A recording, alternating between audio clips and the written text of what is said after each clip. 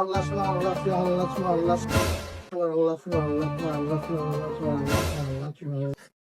আলাইকুম ভাই, ভালো আছেন?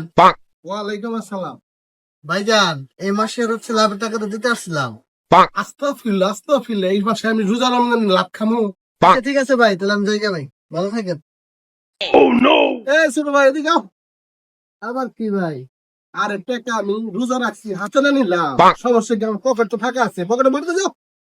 আগে আগে বললে তো ভাই, ঠিক আছে ভাই। আরে এই যে ভাই নেই এত বড় দেহা, দেহা মাঠে তো আমি জীবনে দেখি নাই।